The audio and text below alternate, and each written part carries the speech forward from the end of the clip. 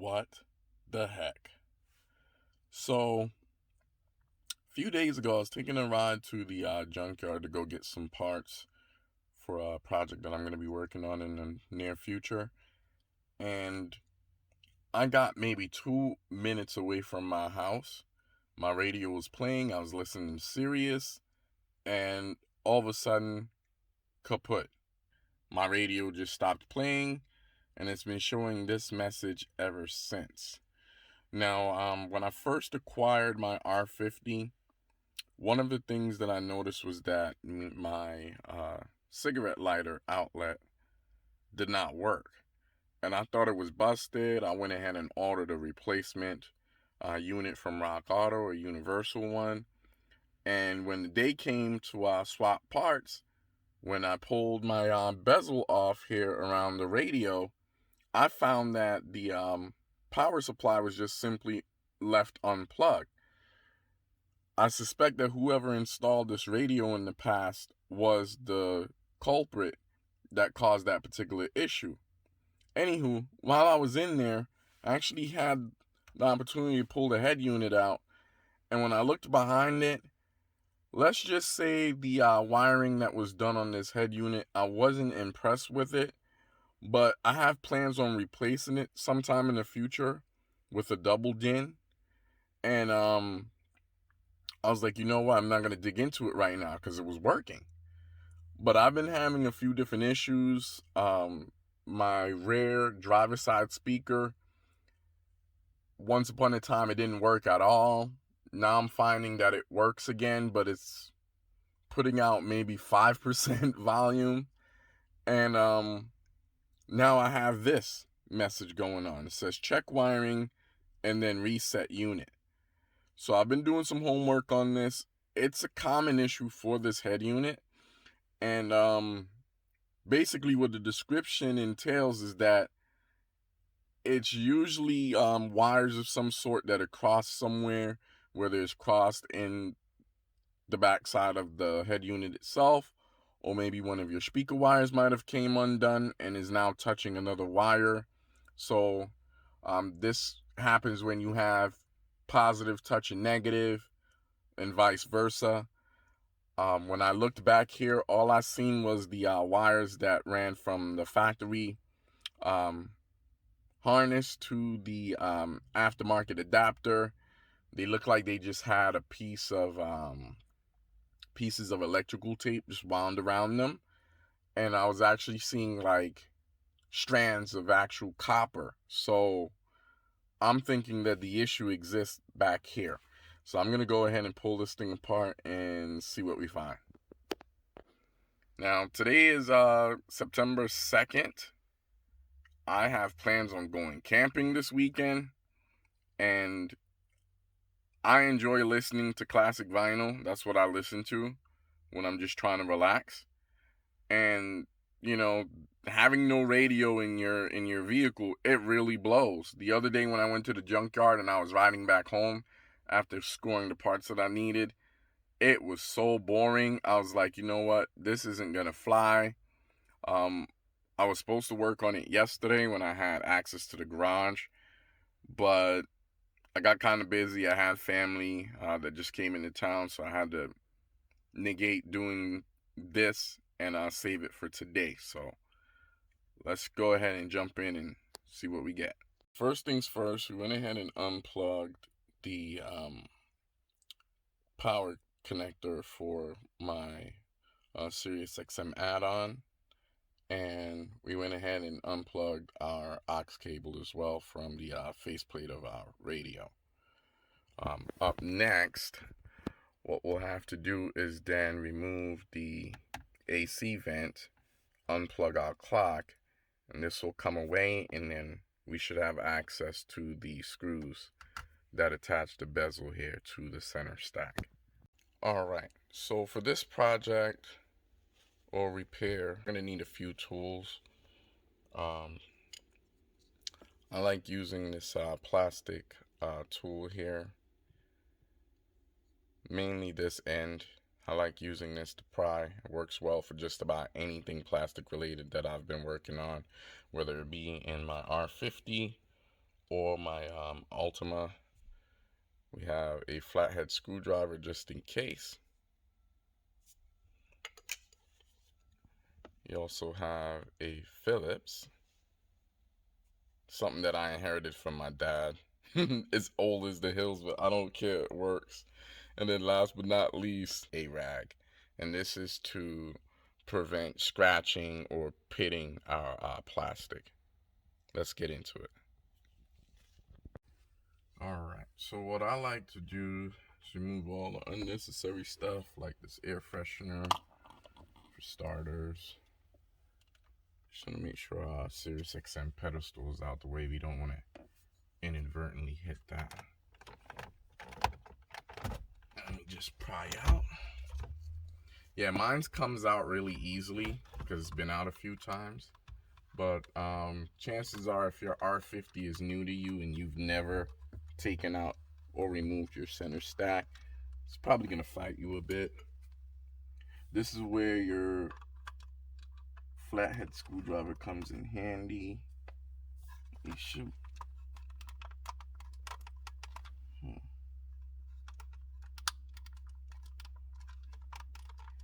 Not sure if I can. Always have a hell of a time. Oh, there we go. So we got our vent and clock removed. We'll put that in our passenger side footwell for now. Now from here we're gonna take our screwdriver, our Phillips. I'm gonna take our Phillips head screwdriver. I'm gonna remove this screw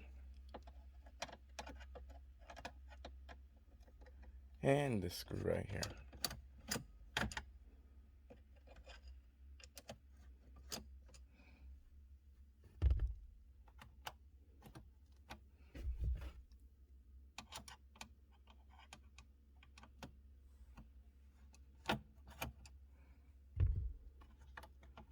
Okay, once you have your screws removed, you can go ahead and drop those in your cup holder for now.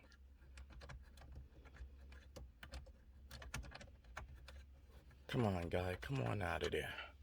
There you go. And now your trim should just simply pull away now. You want to be gentle with this, because now you have to remove that pigtail right there. There's no button for you to depress. It's just a matter of just sliding it off. And you want to do so gently. So, oh, also, pro tip, put your R50 in the 4-low. This connection here is pretty snug on this. So again, don't yank on your bezel because you'll break it. And then you also have these guys up here. You have your hazard switch, and then right below that is going to be the defrost. Now, the botchery that I was talking about, guys, you can actually see some of it right here already. Look, we're not even inside yet, but I just want you guys to take a look here. Let me see if I can get it back in view. Oh man, I just had it. I know you guys seen it too. Let me get this guy removed, and then we'll get you guys in for a closer look. There. So once you get those connectors removed, this entire bezel comes off. I'm gonna put this to the side also.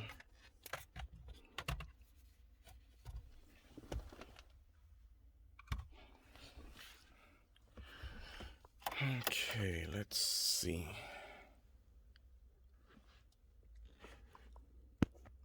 Oh my goodness.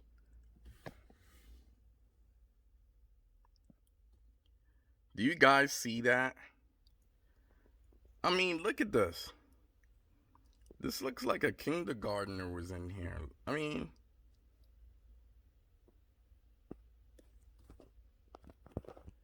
man, that's just piss poor. But this is what I was talking about, guys. This is what I seen. So we're gonna go ahead and get in here. Now we're gonna want to go ahead and remove the actual support bracket that holds the radio in place. So there's one screw right here. This is gonna be on the left, just below where the hazard switch and defroster switch will be located. And then there's one hanging out down here. It's gonna be at the bottom left side of the radio.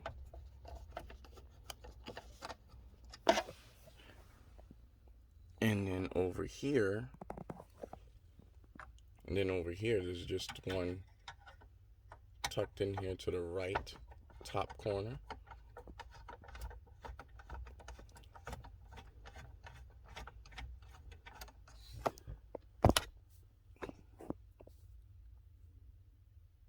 And then there's one down here. There's one down here at the bottom right corner of the radio as well. Once you remove those, everything that's associated with the radio, including its personal trim and bezel, should come out. So I'm gonna go ahead and slide that out now. Alright guys, so I just wanted to bring you in so you can see what's going on behind this dash. Here we have this wire. This is a steering wheel remote feature. I don't know why it wasn't wired in, but here's wire for that. This has heat shrink tubing on it, which is cool because that keeps the wire from shorting out other things. And then here we have our remote wire. But yeah, look at this. Look, this is what they did, guys. They literally just wound the tape around the wire. Like, this isn't even soldered or anything. I mean, this is not cool. That's all I'm gonna say about that. Man, I'm going to have to do everything over. I'm not excited about this, but I'm pretty sure my issues that I'm having, it's taking place back here. I mean, look at this. Look, this wire is just randomly hanging out here. I mean, exposed. More importantly, my radio don't work anymore.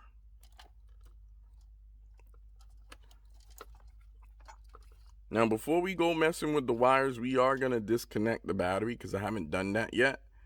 I just wanted to get in here just to see what I was looking at because, I mean, this is just bad. I'm going to have to get a wiring diagram too just to see what wires do what. I've identified most of them already, the ones that I actually need to utilize. Here's a ground wire. Smart ground. What is this even going to? Wow, they have it split in two. Man, what the heck? Let me assess things, guys, and I'll be back with you. Yeah, I'm gonna have to go whole hog on this thing. I went ahead and unplugged the head unit and pulled it out the way. I have it sitting in the footwell in my back seat now because I just need to get eyeballs on this. Man, and I'm not a pro by any means, but I wouldn't have done anything like this. I mean, this is just insane. Why? I don't know if it was the previous owner that I bought the R50 from that did this, or if it was his son, because his son, I guess, works on vehicles here and there too. But man, I'm not impressed. So this is our antenna. I've never seen anything like this before. Yes, this is the factory portion, and then this is a add-on to go with that head unit, which, by the way, it's a JVC.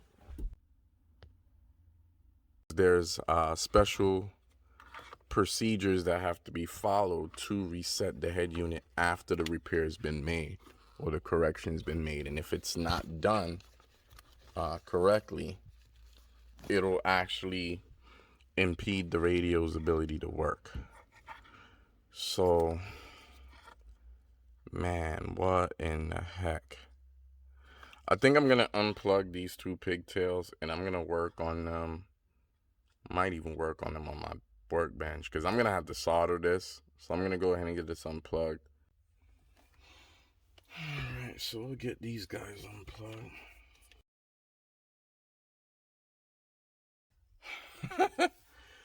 I have a bit of news. I don't know if you guys hear that. Hear the static there. The radio's working now. I haven't actually fixed the wires. I just separated them. And they definitely were touching back here. So what I'm going to have to do is take that entire botched harness out. And I'm going to work on it on my workbench. I'm going to get everything organized. Get the wires soldered correctly. And more importantly, wrapped in shrink wrap. As a matter of fact, what I'm going to do just to cut the time on this, because I really don't want to spend that much time fixing this. So I think what I'm going to do, let me turn this down so you guys can hear me. I think what I'm going to do is just go ahead and use some butt connectors and then have the heat shrink tubing over that and then just shrink everything down. And that should cut the amount of time that we have to utilize to fix this, because I got other things to do today, and working on my truck was actually not in the forecast for the day. So I just wanted to fix this because it's important to me. I have to have music. I have to have riding music, and I have to have music at camp. It's just that simple. So I'm glad I got it all figured out. Initially when it happened, when it first occurred, and the fact that it didn't start working again shortly afterwards, I was really, really concerned. But now I know. And truthfully speaking, I knew that those wires back there were questionable. But again, the radio worked. So I was like, hey, if it's not broke, don't fix it, right? But in this case, it definitely was broken and it needed to be fixed. So here we go. So now we have everything on the workbench. We're going to go ahead and pull this apart. My plan of action is to go one wire at a time. I mean, just look at the botchery going on here. Like, I don't know what this person was thinking, but this is not how you wire things, my friend. Ay, ay, ay.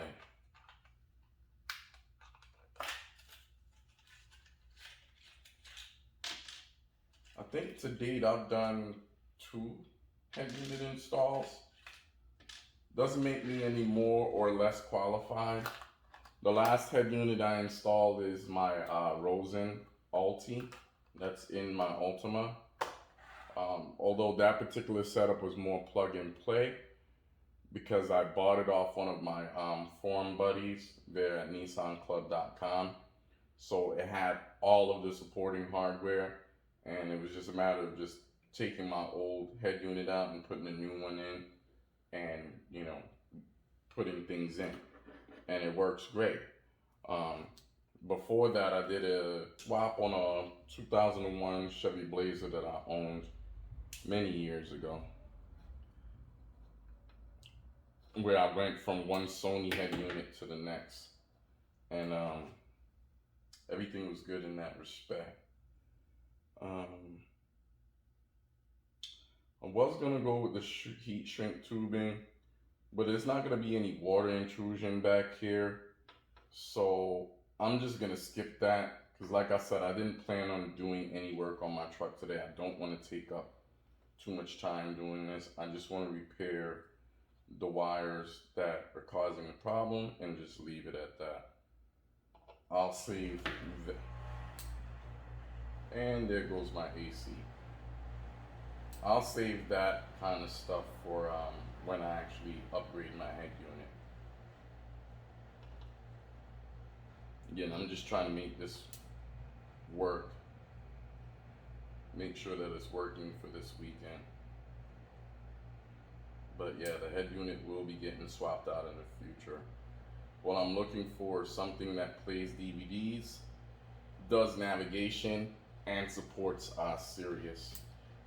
Hasn't been too many units out there that I've seen that does all of those things. Oh, plus I need a head unit that has inputs for a backup cam, also.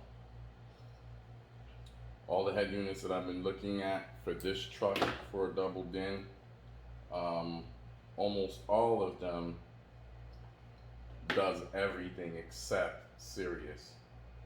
That's partly the reason why I have that add-on in my truck now. So I'm not satisfied with this crank.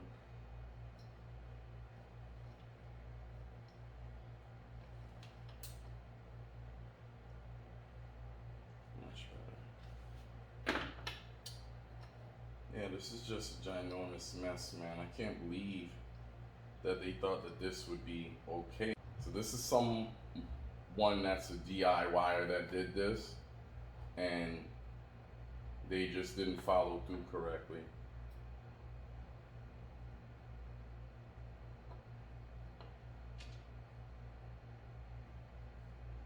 Let me crimp on this side first.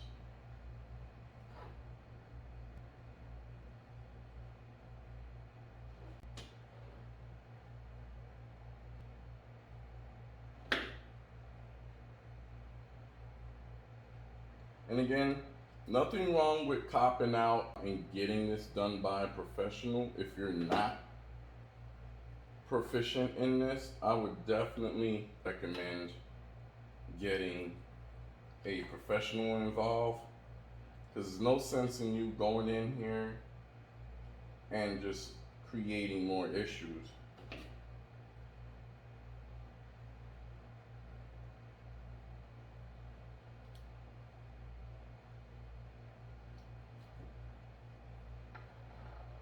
Now I'm suspecting that the reason why that rear speaker hasn't been working on the driver's side for me, at least not working correctly, because it is still working, it's just not playing at the volume that all of the other corresponding speakers are playing, and it has nothing to do with the settings.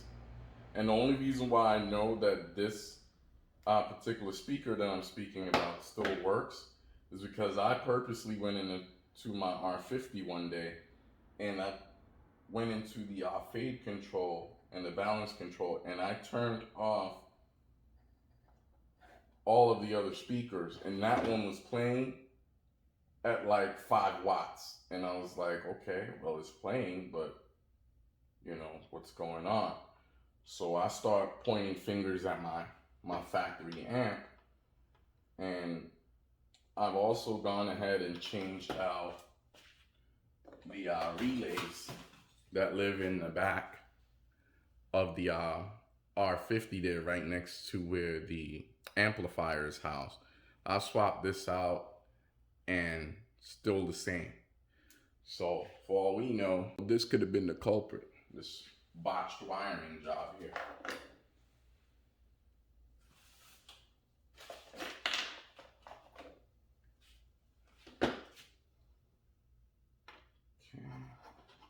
Those are fixed. I mean, and it's not just 1 or 2 wires. Pretty much all the wires going to this part of the connector here is what they failed to wire correctly.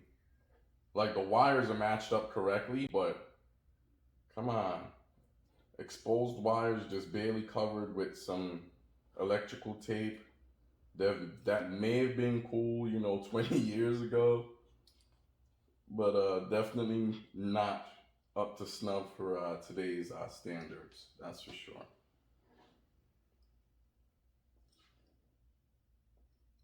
But all in all, I'm just glad I have an answer and a possible solution to the issues that I'm having. And I figured, since I'm gonna be in here and doing all this work, might as well make a video out of this for you guys. I hope you find this entertaining, but not just entertaining, but more importantly, I hope it helps someone, because If you bought a used vehicle and it has a head unit in there that's kind of janky, chances are the previous owner of the vehicle was a Jerry. And what I mean when I say they were a Jerry, it means that they were into jerry rigging things and not exactly doing it, correctly. Don't get me wrong, I've jerry rigged things before too, but nothing that I've ever jerry rigged caused any issues or caused things to stop working. That's where being a Jerry becomes a nuisance. You want to make sure if you're going to be a Jerry, you want to be a good Jerry. All this Jerry talking, I feel like I'm reciting an episode from Rick and Morty.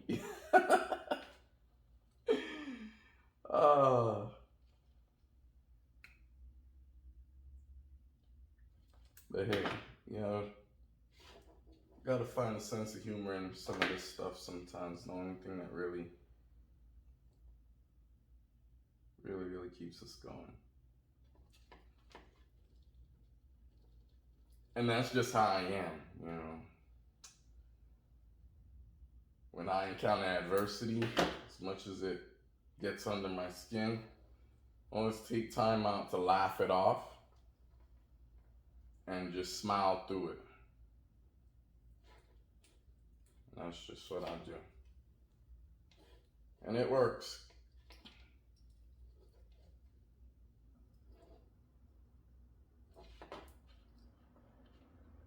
So yeah, I'm not gonna bore you guys with all of this. We're gonna go ahead and finish this up. And as soon as I'm done, I'll bring you guys back in so we can see what we get once we get things plugged back in there. All right, so I decided to bring you guys back. We're not ready to go back into the truck yet. I'm just doing extra damage control at this point. I don't want to get too far into this because I'm almost out of butt connectors. Only have 2 more left. I just want to make sure that the main wires are connected properly. I may end up having to solder some of these. I'd prefer not to, but if that's what I got to do, that's what I'll do. But here are the main wires that were all messed up. I went ahead and put them all in butt connectors.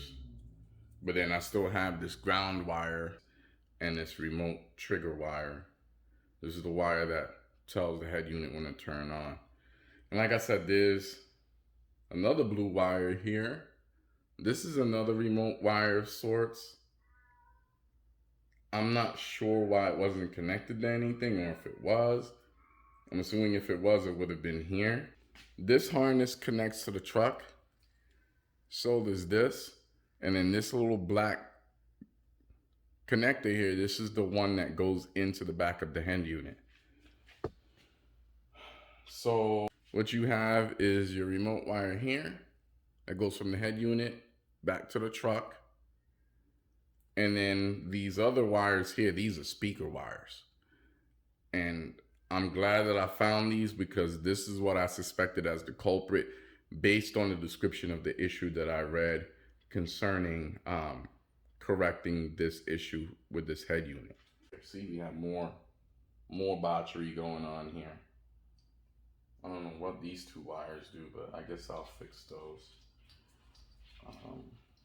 And like I said, I'm pretty much out of butt connectors at this point. It's just that if I'm in here and I'm doing this, I might as well do it the right way, all the way, versus half-assing it and then having to come back later. Yeah, they just have a lot of things that just don't make sense going on in this wire. So I think for those pieces of wire where I don't have any more butt connectors, I'm definitely gonna have to solder them. I'll show you guys how to do that also. Like I said, it's not something that I was aiming to do, but I'm already here and I might as well just do it all the right way. Yeah, it's like 4 wires. Yeah, this is nuts. What the heck?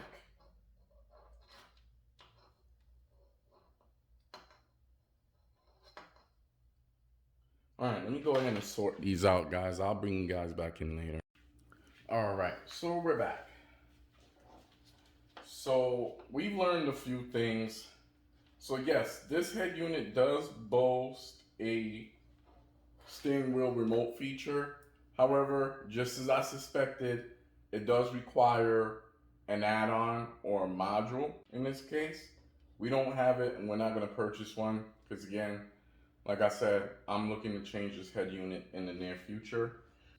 So we have a few more wires to work on. We got these 3 wires here.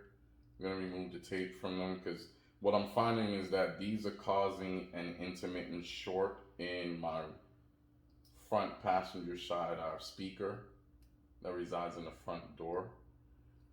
If you jiggle this part of the wire, you'll hear some distortion. So I'm going to take all of these bits and pieces of tape off and I'll go ahead and correct this.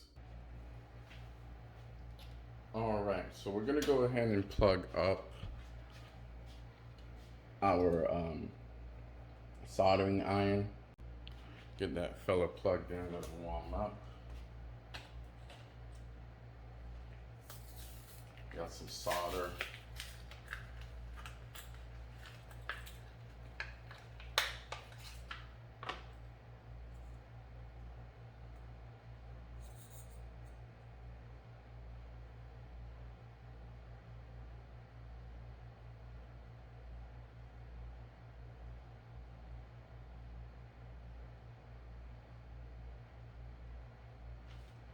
Alright, so the first thing I'm going to do is identify the wires that we're going to be working with first.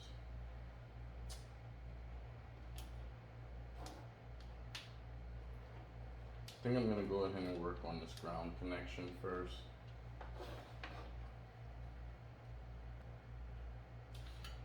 And this is just a piece of work here.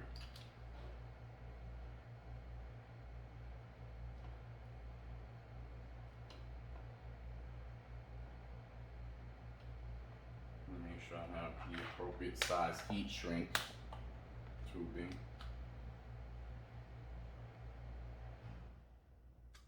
Since there's going to be 3 pieces of wire involved in this, I think I'm going to go with this one. This is a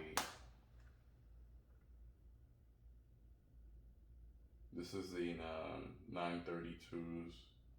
I'm try this one only because it's going to be multiple wires, 3 wires in this case being connected.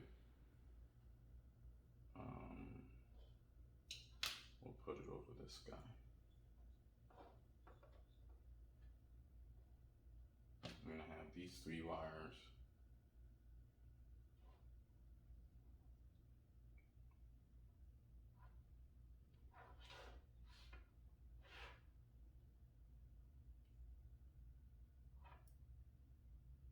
I'm probably not doing this correctly either, but it's going to be a whole lot better than what it was before I got here, that's for sure. What I'm going to try and do is get our first 2 wires soldered, and then I'll try and connect the 3rd one. Let me bring you guys in a little bit. Oh, that soldering iron smells nice and hot now. I'm bringing you guys in a little closer here.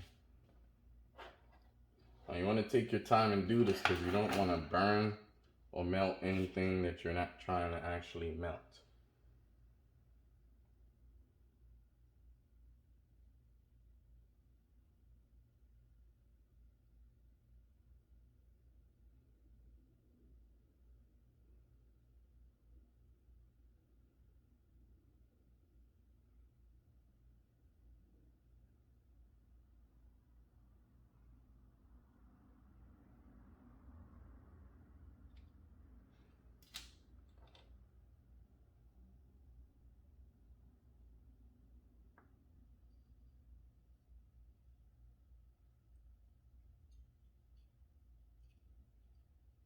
And again, it doesn't have to be the prettiest. It just has to be functional. You want it to hold the wire in place.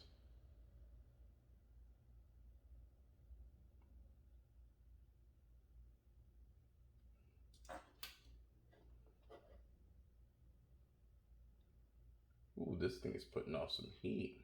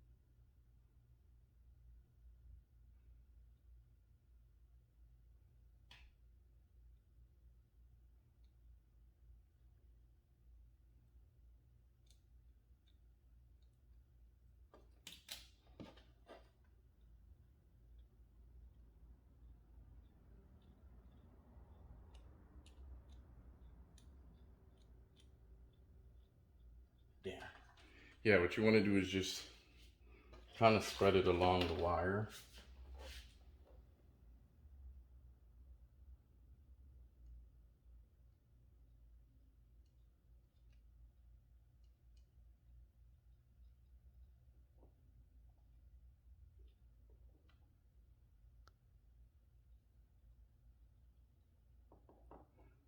When you're doing this, guys, make sure you take extra special care not to burn yourself, because this thing does produce a lot of heat and it'll transfer through the actual wire. I'm a few centimeters down where I'm holding it here with my free hand, and I can feel the heat just coursing through the wire, so be careful.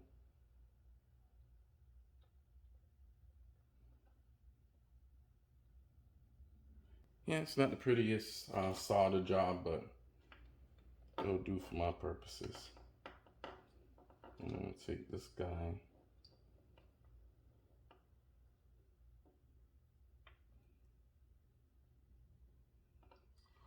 Because of the gauges, this wire is kind of tricky to get it in place, but with a little persuasion, you can do it. I just wanted to make sure that my wires won't come undone again or touch where they're not supposed to. So that's one wire down. And our heat shrink tube, and we'll go over it like so.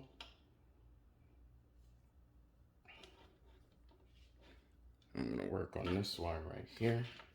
This wire here, I'm gonna go ahead and solder these three wires together, starting with these two. Slide it on here on the factory side.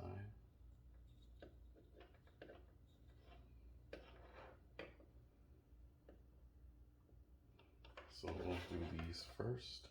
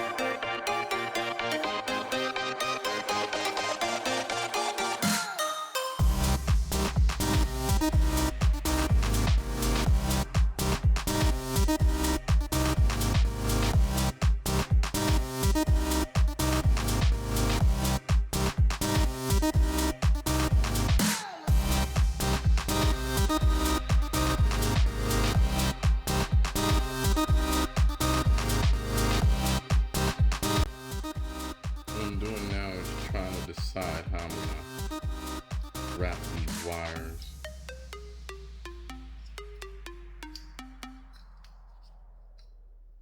because what I'm going to do is just put a little bit of electrical tape around this guy just to make it look a little bit neat. I'm just happy to have a functioning radio again.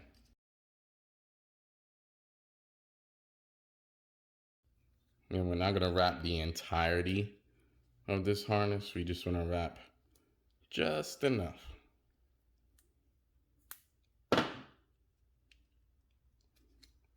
Alright, let's move back into the truck. Alright, so we're back in the truck now. Get you guys perched here so you can see the action. So, this side of our harness, the smaller side, that plugs into this guy, like so. And then the bigger part goes in this guy, like so. And then now, we'll grab our head unit out of our back seat. We need to make sure we plug our antenna back in. And that's going to go into this hole right here. And push it in there until it bottoms out. And then this guy is going to go right there next to that 10 amp fuse.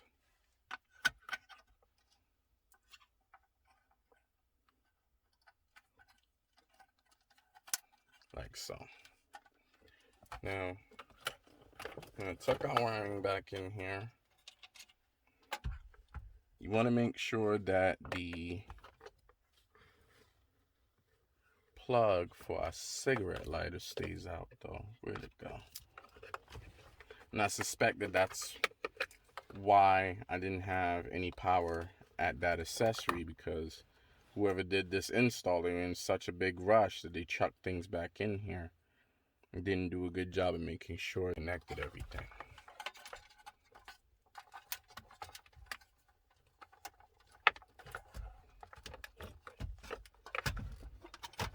Come on.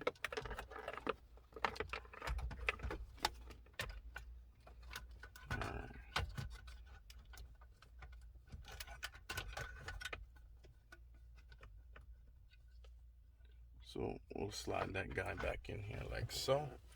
Now before we button everything up, I want to test things out.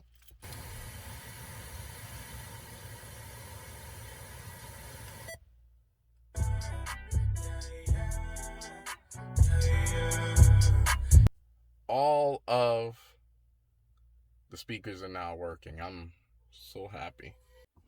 All right, so we're able to confirm beyond a reasonable doubt that everything works, minus the steering wheel control.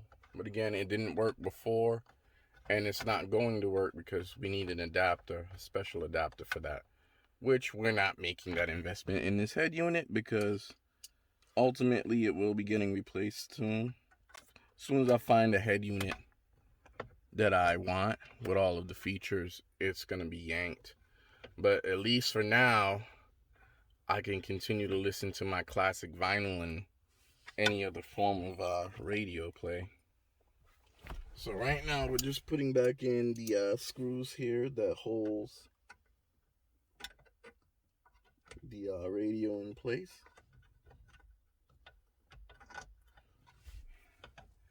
And it's exactly reverse of our removal. And yeah, I wasn't planning on this, but I figured this could help someone, especially if you have this head unit and you happen to run into this issue. Like I said, based on the description of the issue and how to fix it, 99% of the time, it's going to be the wiring behind the dash there, going from your aftermarket head unit to your factory wiring. I'm going to make sure we plug our cigarette outlet back in, because if we don't, I won't have any power to my Sirius add-on. Also go ahead and plug back in these two harnesses here. Again, The lower one is going to be for the rear defroster feature, and then the one above it is going to be for your hazard switch. And then this just simply pushes back into place.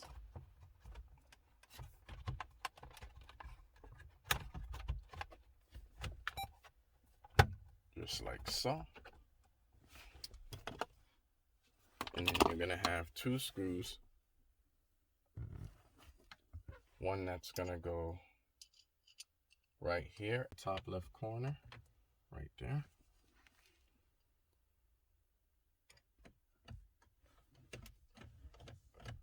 Yeah, I thought I was going to have to replace my entire head unit. I was like, no, my radio crapped out. But no, it was just a Jerry. It was all caused by a Jerry. Boom, nice and tight. Now we're going to go ahead and place our central AC vents slash clock back into their home here.